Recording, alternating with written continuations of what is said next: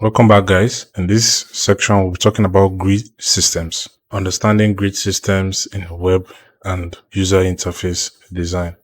So without further ado, let's get started. So one thing you need to know about grid system is that they are used to provide a structured framework for organizing content and creating visually appealing layouts. Grid systems act as a guide for designers to align and structure content effectively. It consists of a series of horizontal and vertical lines, creating a framework that helps maintain consistency and order in the design. Grid systems ensure that elements are visually balanced, making it easier for users to navigate and understand that particular interface. We'll have several types of grid systems, but we'll just discuss about 5 or I think 4. The first one being the block grid. The block grid divides the layout into equal sized blocks or tiles. It is commonly used to display a collection of items such as images or cards in a grid-like pattern. We all know what block means. In the further section of this video, I'll also show examples of display graphical images to classify all these types of grids. The second one being the column grid divides the layout into vertical columns. Content elements are placed within these columns, providing structure and alignment. We all know what column is. Modular grid. The modular grid is based on a modular system where each module represents a defined space for content. It allows designers to arrange and rearrange modules as needed, offering flexibility and consistency. The fourth one will be hierarchical grid. This type of grid focuses on arranging content elements in a hierarchical structure within a grid layout. It involves establishing a visual hierarchy by placing important elements prominently and grouping related elements together. More of like placing your priorities, right? The fifth one will be other grid types. Apart from the mentioned grids, there are various other types of grids, which are the baseline grid, which aligns elements to a baseline for improved vertical reading, or the fluid grid, which adapts dynamically to different screen sizes. This is more of like the fluid system whenever you're doing a web front-end design. My programmers understand what I'm saying. So let's move on to the graphical representations of all these grids. The first one being the block grid. You can see how it works. Maybe whenever you're working on your inspect in your browser, I'm sure we're all familiar with this kind of block syntax when the browser is trying to explain margin, difference between padding to margin and what have you. The next one is the column grid. You can see just like your Excel sheets, each column has what it's representing, and you can design elements on a particular interface and set them to which particular column you want them to reside in. The third one being the modular grid. You can see just like your Instagram posts when you're checking your profile, your Instagram, most of the things there are using the grid styling. Then the fourth one is the hierarchical grid, more of like when you're working on a custom software development, the admin dashboard.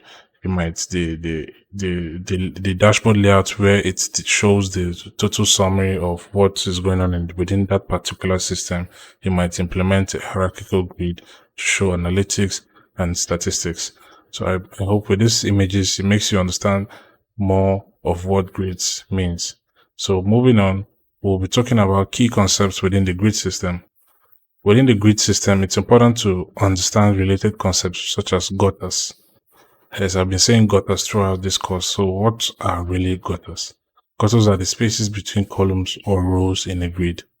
Just as you can see in this image representation by the right, the space between one column to the other column is called a gutter, which provide visual representation and breathing room, preventing content from appearing cluttered. Gutters contribute to the overall readability, aesthetics, and organization of the design. All these professional jargons are necessary for you to understand because it makes your design journey a lot more easier when you're collaborating with other professionals, because they'll be using keywords such as this, and it's assumed that you know what you're doing. So looking at the image by the right, you can see what a column is, then you can see what the gutter is, then you can see what the margin is. Margin is also more of like the space between the last element and the body of the particular frame in this context, which is where you're using Figma design. So I think that's understandable for the key concepts. So the next one, I'll move into my Figma software and show you guys an example of how to turn on your grid system. So to do that, I'll just first select a frame, this high fidelity frame, one of the projects we designed earlier. Then I'll come and click the layers grid, select this place and change it to columns. Then for the count, I'll put it 12. You know, mostly in our web, we have 12 grids. And look at the gutter, look at further functionalities within there. When I zoom in, all these red lines you're seeing, this red line signifies each grid. So I set the number to 12 and that's it. So in a nutshell, by incorporating grid systems and understanding concepts like block grids, column grids, modular grids, hierarchical grids, and related concepts like gutters, designers can create visually pleasing and well-structured layouts. Grid systems enhance the user experience by promoting consistency, organization, and ease of use in web and UI design. Welcome back, guys. In this video, we're talking about lighting up your designs and certain things that can make your designs lit. First of all, we'll uncover 15 key aspects that can make your UI design truly outstanding and lit. We'll explore these concepts in simple terms to help you understand how to create visually appealing designs as a UI/UX designer. Let's dive right in. So the first one being colors. These are a set of important guidelines. The first is colors. Selecting the right color palette is very, very crucial. Using colors that convey the desired emotions, create contrast, and establish visual hierarchy within your design is very important. Let's say you're using the red color for danger, or for error message, letting the user know that they haven't completed the form and they really need to go back and fill it. And using the green color to display a toast, letting the user know that the particular request sent is successful. The next one being typography. Choose fonts that align with the design's tone and purpose.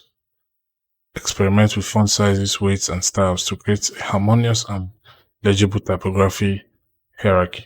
As we all know, typography is very important in any design. Like, typography can be what makes difference between two designs, a basic design and an outstanding design. Typography has its way of doing it. So perform due diligence in doing your research when checking for typographies that convey a brand message.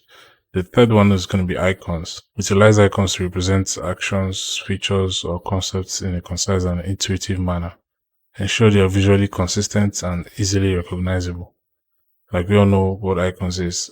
Maybe your footer menu on your mobile app, the icon that is shaped like a house, takes you to your home screen, the first page you visit when you open your app, and the one that looks like a human head from the shoulder or a portrait picture takes you to your profile.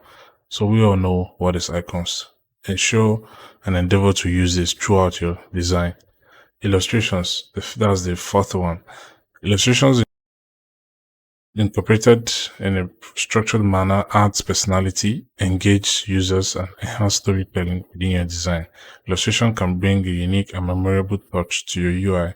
If you remember back in one of the videos when we were experimenting with illustrations in Figma plugins, it helps. Vector illustrations helps to bring your designs to life and also convey some things that typography and colors and icons cannot.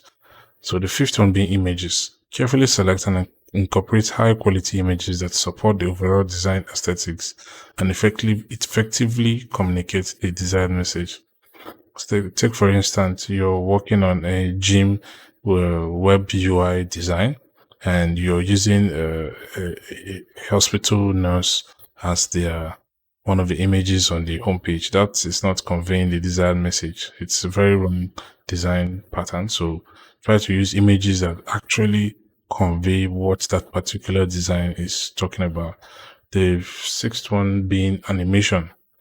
Use software animations to bring your UI to life, providing visual feedback, enhancing transition, and delighting users. Animation can add a touch of interactivity and engagement. We all know what animation is, but this time we're not talking about the cartoon animations you watch. We're talking about the transitions from left to right, or maybe when you click a button to submit, once the request is successful, maybe the button can just change to something else on your screen to actually add more interactivity. That's basically what animations are in web UI design. So the seventh one being personalization. Consider offering personalized experiences by tailoring content or design elements based on user preferences or behaviors. Personalization enhances user engagement and satisfaction. We all understand what personalization is. The eighth one is plugins in Figma. Leverage the power of plugins in design tools like Figma. Explore plugins that can streamline your workflow, offer additional design resources, provide handy features for efficient user interface design. Like I said, I explained earlier what plugins are. I also showed examples. I talked about plugins you need as a Figma designer. And plugins are essentially the time savers whenever you're handling designs in your workspace. The next one will be design resources website. Yes, this is very, very important. It saves you a lot of time. Utilize design resource websites like freepik.com and splash.com to access a vast library of free or premium design assets, such as icons, illustrations, images, and more. These resources can save time and enhance the visual appeal of your design. You guys were me in this course when I had to download a mockup that I didn't design myself from FreePik and embedded the actual design I made on Figma in that mockup, something I can actually present to my clients. So these are what design resources website helps you to do. The cut time you take in creating some necessary things. The next one will be micro interactions. Add subtle interactive elements to your design, such as button animations, hover effects, or loading indicators. These micro interactions create a sense of responsiveness and enhance the overall user experience. So micro interaction in this concept of this our course, I feel I will just target to maybe our splash screen. Some splash screen can be more complex than the basic ones I designed in this course, and it also adds a sense of responsiveness, or the lazy loading people add whenever they're coding their applications, in the sense that once the data are not yet downloaded to that particular device, it shows a spinner loader to let the user know that it's still trying to gather resources from the server. Those are basically examples of what micro interactions means. The next one will be white space. Utilizing white space or negative space effectively to create breathing room between elements. This improves readability, visual clarity, and provides a sense of elegance and sophistication to your design. We all know what white space is. It's just more of like the gutters. I don't want to use that word, but pardon me to use it. It's not gutter anyway, but it's just what white space means. It's white basic space between your designs.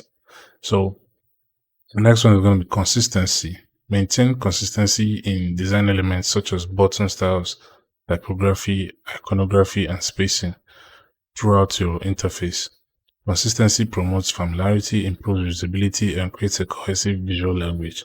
In a nutshell, what this means is that, let's say in my footer menu bar, when I'm using the icon shape like the home for my home icon, and when I navigate to profile screen, the icon changes to something else, maybe a key or something. That's not consistent in your navigation bar design. So it's basically what this point is talking about. The next one will be user-friendly navigation. Design intuitive and user-friendly navigation systems that makes it easy for users to navigate throughout your interface. Clear labeling, logical hierarchy, and intuitive navigation patterns contribute to a seamless user experience. So I feel this is very explanatory. User-friendly navigation. Don't clutter your navigation bar with unnecessary pages or slides. You can just decluster them and structure them as the need arises. So the next one will be accessibility. Consider accessibility guidelines and ensure that your design is accessible to users with disabilities. Design with proper color contrast. Provide alternative text for images and ensure keyboard navigability for inclusivity and usability. So I feel this is self-explanatory, especially the alternative text for images. Even when you're working with your HTML blocks, when you're coding your designs to the real life web app or mobile app, there's always a space for alternative text where you can describe a particular image you're using. If it's a logo, you type logo there.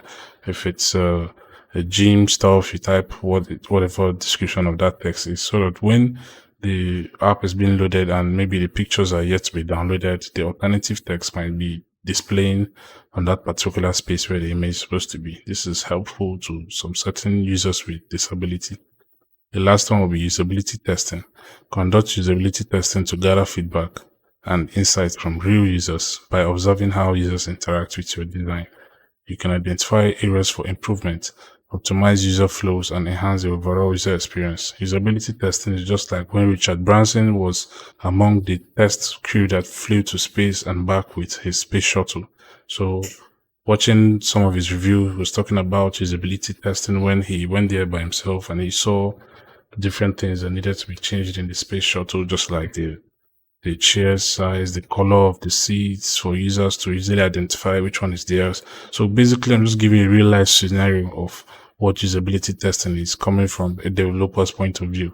You are acting as the CEO of your product or your company, and you need to see how users' profitability matters whenever they're using your app. So after testing, be constructive with your criticism and try to also give other people to test it and take their points into consideration and see what you can do about it. So I think following these important guidelines, you won't really have much headache crossing the terrain of design. So in a nutshell, by incorporating these additional key aspects into your design, you'll be able to create truly outstanding and engaging interfaces that delight users and leave a lasting impression. Remember to keep exploring, experimenting, and staying up to date with industry trends to continuously evolve your design skills. And also don't forget to communicate with me, share your projects with me, and reach out to me if you're facing any challenges. See you guys in the next video.